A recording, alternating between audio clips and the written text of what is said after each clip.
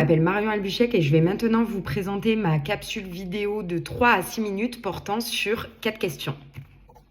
J'accompagne les apprenants dans leur parcours de formation. Alors tout d'abord en respectant les étapes de mon scénario d'accompagnement en termes de suivi et de besoins spécifiques des apprenants.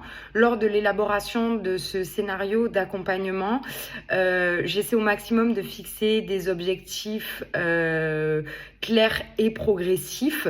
J'intègre également des bilans réguliers pour qu'ils puissent pouvoir suivre leur progression en termes de capacité et de compétences. J'inclus également des entretiens individuels pour qu'ils puissent me donner régulièrement leurs attentes, leurs forces, leurs points faibles pour l'ensemble des apprenants. Lors de cet entretien individuel, j'adopte une posture d'écoute active, bienveillante évidemment, et surtout à la fin de celui-ci, je réajuste les objectifs pour qu'ils puissent coordonner avec la formation. Ces réajustements, je les inclus dans un livret de suivi pour qu'ils soient en cohérence avec leurs besoins.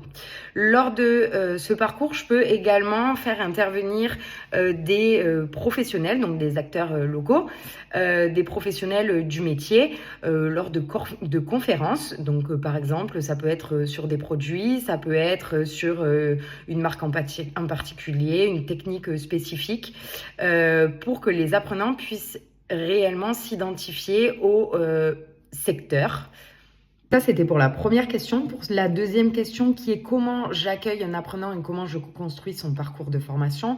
Donc, pour répondre comment j'accueille un apprenant, alors je commence déjà par me présenter. J'adopte une posture d'écoute, un climat de confiance, une posture bienveillante. Je vais ensuite commencer par lui énumérer les objectifs de la formation, les modalités, le programme de la formation, mais également les méthodes pédagogiques que j'utilise et les outils pédagogiques que je vais être amenée à utiliser.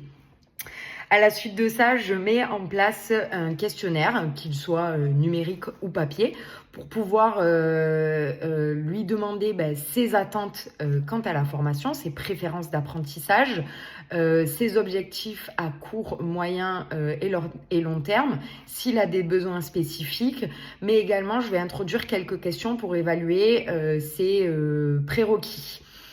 À la suite de ce questionnaire, je vais analyser les réponses. Je l'inviterai donc en entretien individuel où je vais pouvoir reparler de ces réponses en le rassurant sur les différents outils, mais aussi en lui expliquant quel outil je vais utiliser pour qu'on puisse échanger tous les deux sur ses progressions, ses objectifs, afin que moi, je puisse ajuster au fur et à mesure les attentes quant à la formation et quant à lui. Voilà, ça c'était pour la deuxième question également.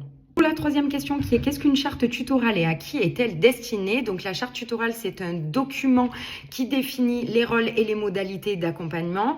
Elle permet de garantir le suivi cohérent et le besoin spécifique des apprenants.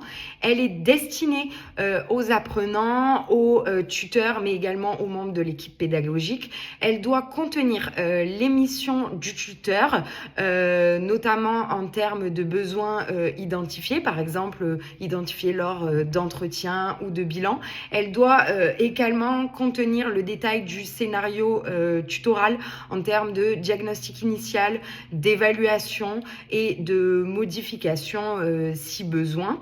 Modifications qui sont ensuite ajoutées à par exemple un outil de suivi, donc notamment dans mon cas un livret de suivi, qui rend également les apprenants autonomes parce que ça leur permet en fait de suivre leur évolution et de garantir une certaine traçabilité. Donc maintenant, la dernière question qui est comment accompagnez-vous le développement professionnel des apprenants? Donc pour répondre à cette question, je mets en place des temps spécifiques avec chacun des apprenants pour développer leur projet. Ça peut passer par des entretiens individuels afin d'identifier leurs compétences techniques, leurs atouts, leurs freins, leurs appréhensions. Et à la suite de ça, je mets en place des simulations où ils vont devoir réellement trouver, ça c'est acquis, donc leurs atouts, et ce sur quoi ils doivent travailler. En parallèle, je travaille aussi sur les compétences transversales au métier. Donc là, le but, ça va être vraiment de me donner les compétences et les comportements à tenir dans leur futur métier. Je peux également les aider et les accompagner sur la rédaction de leur CV, sur les entretiens, la préparation aux entretiens, sur la rédaction de leur lettre de motivation afin de les mener jusqu'au bout du chemin. Et je peux également faire intervenir des intervenants locaux, donc notamment des professionnels, pour toujours pareil, leur montrer la réalité du marché et les réelles attentes du marché.